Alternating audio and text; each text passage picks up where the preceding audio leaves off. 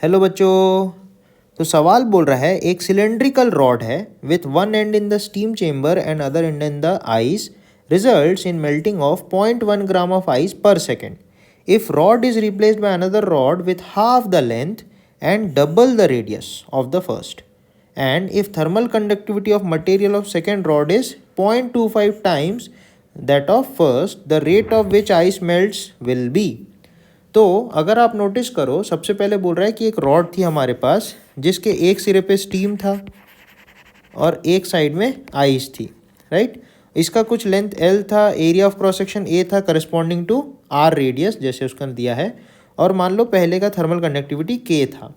तो यहाँ पे कुछ हीट फ्लो हो रही थी सच दैट 0.1 ग्राम आइस पर सेकेंड मेल्ट हो जा रही थी। तो हीट पर यूनिट टाइम कुछ ऐसा मिल रहा था जिससे कि इतनी आइस मेल्ट हो जा रही थी, राइट।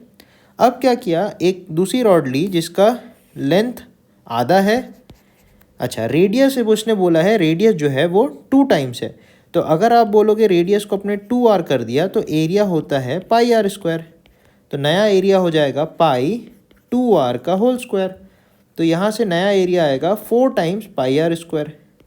तो नया एरिया हो जाएगा 4 टाइम्स द ओरिजिनल एरिया, और इसका जो थर्मल कंडक्टिविटी है वो K/4 है। 0.25 के मतलब K/4 है।